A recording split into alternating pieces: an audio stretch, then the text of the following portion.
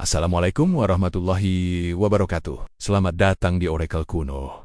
Kami menyingkap lembaran emas sejarah Islam. Dari wahyu di gurun hingga lahirnya imperium ilmu pengetahuan. Bagaimana para ulama, pahlawan, dan ilmuwan muslim meletakkan dasar bagi sains, filsafat, dan seni modern, ini bukan sekadar masa lalu, tapi perjalanan untuk memahami akar kecemerlangan. Jika Anda siap menghargai warisan dan menemukan kembali identitas, subscribe sekarang. Mari kita bedah hikmah peradaban Islam yang luar biasa ini. Bab 1. Sebuah berita dari seekor burung kecil. Kisah ini tidak dimulai dari sebuah kerajaan megah, melainkan dari seekor burung kecil yang memiliki peran luar biasa, burung Haddad. Nabi Sulaiman, yang diamanahi kekuasaan oleh Allah Subhanahu wa Ta'ala, memimpin salah satu pasukan paling unik yang pernah ada. Pasukannya terdiri dari gabungan manusia, jin, burung, dan hewan-hewan lainnya. Bahkan angin pun tunduk pada perintah beliau, membawa beliau bepergian kemanapun beliau kehendaki. Di dalam pasukan yang menakutkan ini, yang sebagian anggotanya yaitu prajurit dari bangsa jin, tidak kasat mata oleh manusia, burung Haddad memegang peran vital sebagai intelijen. Tugasnya adalah terbang jauh, memata-matai musuh, mengamati segala sesuatu, dan melaporkan kembali temuannya. Perannya begitu sensitif dan penting dalam strategi militer Nabi Sulaiman. Suatu hari, pasukan telah berkumpul untuk inspeksi. Pasukan manusia, pasukan berkuda, singa memimpin kelompok hewan, harimau mengikutinya, dan burung elang serta falcon bersiap di udara. Namun, saat Nabi Sulaiman mendekat, beliau menyadari ada satu kekosongan. Haddad tidak ada di tempatnya. Rupanya, pada saat itu Ehud tengah berada di sebuah negeri yang jauh, yaitu negeri Sabah. Setelah melakukan perjalanan yang melelahkan, burung kecil ini merasakan adanya kabar penting yang harus ia ikuti. Dari puncak pohon tinggi di atas kota, Haddad menyaksikan sebuah pemandangan yang membuatnya terkejut. Penduduk kota tampak berkumpul untuk sebuah upacara besar. Haddad mendapat informasi bahwa mereka akan menghadap Ratu Sabah, yang bernama Balkis, untuk bersujud kepada matahari. Keyakinan Haddad sebagai mata-mata seorang nabi yang membawa panji tauhid semakin kuat. Ia mengamati para penjaga, panglima, dan seluruh rakyat, kemudian menyaksikan Ratu Balkis muncul di atas singgasananya. Ratu itu turun, memimpin rakyatnya bersujud kepada matahari. Mencermati seluruh pemandangan itu, Haddad membayangkan betapa murkanya Nabi Sulaiman. Tanpa membuang waktu, Haddad segera terbang kembali menempuh perjalanan yang berat. Bab 2. Laporan kejujuran di meja makan. Setelah berhari-hari dalam perjalanan, Haddad akhirnya tiba. Burung-burung lain mengerumuninya dengan marah, menuntut alasan atas kepergiannya yang tiba-tiba. Namun, Haddad yang diliputi kekhawatiran memutuskan untuk langsung menemui Nabi Sulaiman. Dengan kepala tertunduk penuh rasa malu dan suara pelan, Haddad mengucapkan salam. Ia memilih untuk fokus pada tangan dan dada sang nabi, tidak berani menatap wajah beliau secara langsung. Dengan penuh kejujuran, Haddad menyampaikan laporannya. Tuanku, aku membawa kabar penting tentang suatu kaum yang belum engkau ketahui. Di negeri jauh sana, seorang perempuan memerintah atas rakyat Sabah. Dia duduk di atas singgasana megah, memiliki segala yang manusia dambakan. Namun, aku menyaksikan dia dan rakyatnya bersujud kepada matahari, bukan kepada Allah. Setan telah membuat perbuatan mereka tampak indah di mata mereka.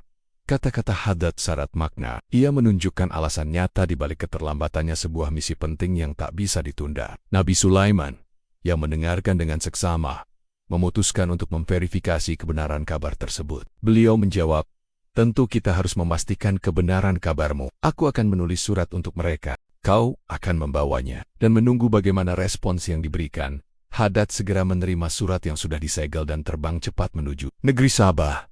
Bab 3. Surat tanpa utusan. Setibanya di Sabah, Haddad mendarat di atas pohon tinggi di taman istana dan mengamati kamar ratu. Ia melihat ruangan besar dengan balkon yang luas, dan langsung tahu itu adalah kamar Ratu Balkis. Haddad terbang masuk dan bersembunyi di balik hiasan langit-langit. Ia menyaksikan sang ratu tertidur di ranjangnya, merenung bahwa jika pasukan Nabi Sulaiman menyerang, negeri ini pasti akan hancur. Haddad memutuskan untuk menjatuhkan surat itu langsung di kamar sang ratu. Ratu Balkis membuka mata dan mendapati sebuah surat terhampar di hadapannya. Ia melihat ke sekeliling namun tidak menemukan siapapun. Rasa takut dan keheranan menghampiri. Ia membuka surat itu dan membacanya dalam diam. Pesan itu berbunyi, "Pesan ini dari Sulaiman. Dengan nama Allah yang Maha Pengasih lagi Maha Penyayang, aku mengajakmu beriman kepada Allah yang Esa. Jangan bersikap sombong terhadapku, tetapi datanglah kepadaku dengan sikap tunduk dan berserah diri." Balkis menjadi sangat marah. Ia memanggil para penjaga, menuntut tahu siapa yang berani masuk ke kamarnya. Para penjaga bersumpah bahwa mereka selalu berjaga dan tidak ada seorang pun yang mendekat. Penuh tanya, Balkis mengumpulkan dewan penasihatnya untuk rapat darurat. Bab 4. Strategi pemberian hadiah di hadapan dewan. Ratu Balkis menyampaikan surat yang sangat penting dari Sulaiman. Para penasihat segera terpecah menjadi dua kubu. Sebagian besar anggota dewan mendukung konfrontasi. Mereka berkata, "Kita kuat dan berkuasa. Tunjukkan kekuatan kita dan hadapi dia dalam peperangan." Namun, seorang penasihat bijak menengahi. Ia mengingatkan bahwa jika Sulaiman mampu mengirim surat dengan cara ajaib tanpa utusan, betapa kuatnya dia dalam peperangan. Ia menyarankan untuk bersabar dan mengamati reaksi Sulaiman. Ratu Balkis, sebagai pemimpin yang bertanggung jawab, memiliki pandangan yang lebih jauh. Ia berkata, "Para raja yang menyerang negeri biasanya menghancurkan segala sesuatu dan merendahkan orang-orang terhormat. Aku khawatir hal serupa bisa menimpa kita. Maka, aku usulkan agar kita mengirim hadiah melalui utusan, lalu menunggu responsnya." Usulan Ratu Balkis diterima. Di negeri Sabah, diumumkanlah pembuatan hadiah yang harus luar biasa megah dari emas, permata dan bahan-bahan berharga lainnya. Para seniman bekerja siang dan malam. Hasilnya adalah sebuah nampan emas besar, dihiasi dua serigala terbuat dari emas dan permata. Ratu Balkis memerintahkan para utusan untuk membawa hadiah tersebut, sekaligus mengirim panglima pasukan untuk menyelidiki kekuatan militer Nabi Sulaiman. Mereka diminta untuk mencari tahu apa sebenarnya yang diinginkan Sulaiman dan seberapa kuat pasukannya. Bab V. Penolakan sang Nabi Sulaiman. Telah mengetahui pergerakan Ratu Balkis melalui hadap. Beliau memahami bahwa Ratu tengah mengirim hadiah sebagai upaya damai, namun juga tengah berusaha mengungkap kekuatan militernya. Nabi Sulaiman pun memerintahkan pasukannya untuk berbaris menyambut kedatangan para utusan. Tujuannya satu, membuat mereka merasakan kekalahan bahkan sebelum bertemu dengan beliau. Ketika para utusan tiba, mereka tertegun. Mereka melihat pasukan yang terdiri dari manusia, singa, harimau, gajah, burung, dan jin, yang mampu berpindah tempat menggunakan angin sebagai pengantar. Mata mereka terbelalak karena keheranan. Ketika mereka melihat senjata dapat bergerak secara mandiri, perwira Nabi Sulaiman menjelaskan dengan tenang. Itu hanya sekelompok kecil pasukan jin yang sedang menjalani latihan pagi. Di istana, rasa malu menyelimuti para utusan. Hadiah mereka tampak kecil dan tidak berarti di tengah kemegahan dan keagungan kerajaan Sulaiman. Meski demikian, mereka tetap menyerahkan persembahan tersebut. Beberapa menit kemudian, komandan Nabi Sulaiman kembali membawa hadiah itu dan meletakkannya di meja. Beliau menyampaikan pesan tegas dari sang Nabi. "Apakah kalian pikir dapat mengagumkanku dengan harta benda? Apa yang Allah berikan kepadaku jauh lebih daripada milik kalian. Kembalikan hadiah itu. Jika aku datang, aku akan mengusir kalian dari kota-kota kalian dengan kehinaan." Perwira itu kemudian menjelaskan, Raja Sulaiman hanya menginginkan satu hal, agar sang ratu dan rakyatnya berserah kepadanya.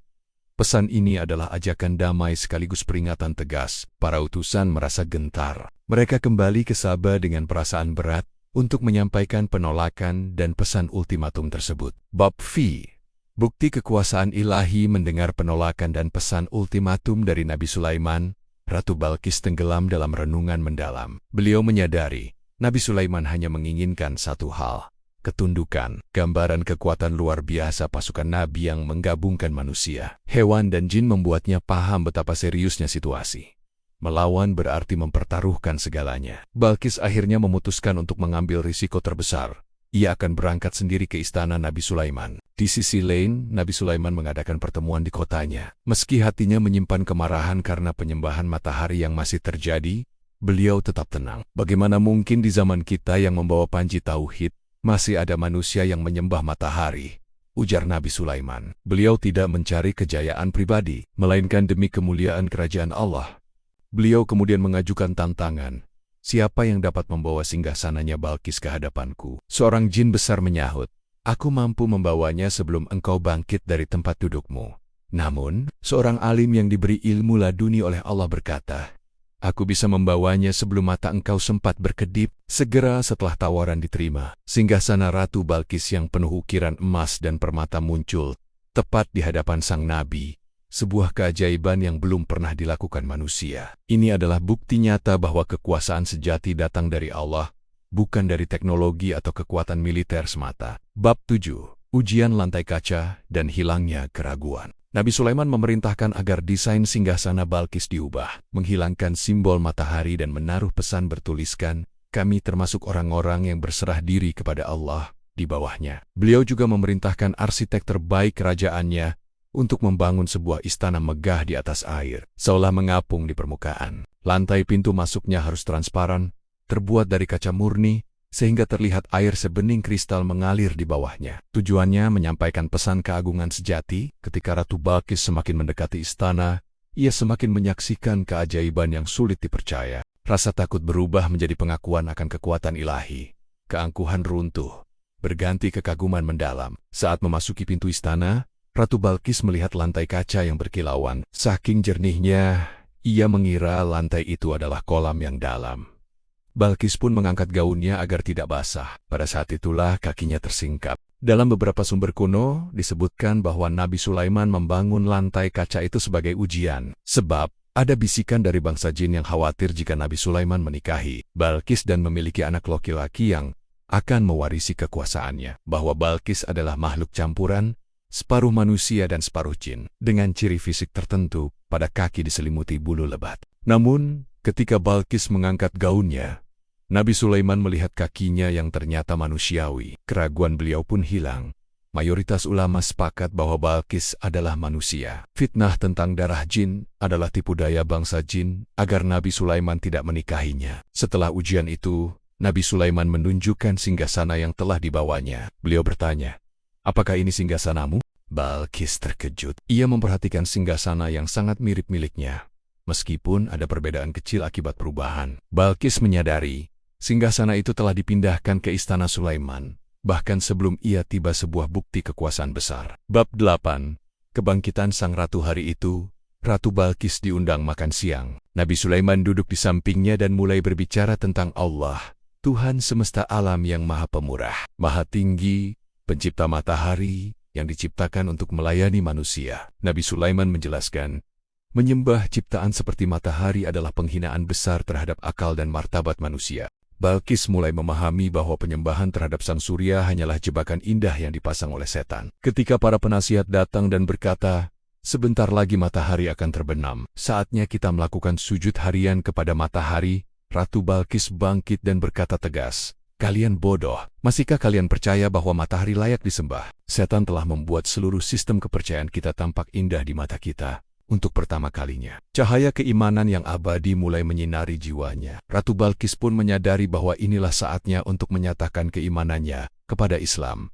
Dengan penuh haru dan keyakinan, ia mengakui bahwa selama ini hanya membodohi dirinya sendiri. Tak lama kemudian, Ratu Balkis memeluk Islam, dan rakyat negeri Sabah mengikuti jejak ratunya. Mereka meninggalkan penyembahan matahari dan mulai bersujud hanya kepada Allah. Semua bermula dari perasaan dan suara burung hada. Kisah ini mengingatkan kita akan betapa berharganya ilmu pengetahuan dan kemuliaan seorang yang berilmu. Ilmu sejati adalah anugerah dari Allah yang harus disyukuri. Pesan inti dari kisah ini adalah kecerdasan, kekuasaan, dan kemegahan duniawi tidak berarti apa-apa jika tidak dilandasi oleh tauhid. Nabi Sulaiman menaklukkan sebuah kerajaan bukan dengan pedang, melainkan dengan kecerdasan, logika, dan mukjizat dari Allah Subhanahu wa Ta'ala. Jika Anda terinspirasi oleh kisah epik ini tentang hikmah, kecerdasan, dan keagungan peradaban Islam, jangan biarkan sejarah ini berhenti di sini. Kami ingin mendengar pandangan unik Anda tentang perjalanan Ratu Balkis dan Nabi Sulaiman. Tuliskan pemahaman Anda, pelajaran yang Anda ambil, atau versi lain yang Anda ketahui di kolom komentar di bawah. Jangan lupa subscribe channel kami, dan aktifkan notifikasi untuk tidak ketinggalan kisah penuh hikmah dan misteri sejarah lainnya. Semoga Allah selalu melindungi kita. Wassalamualaikum warahmatullahi wabarakatuh.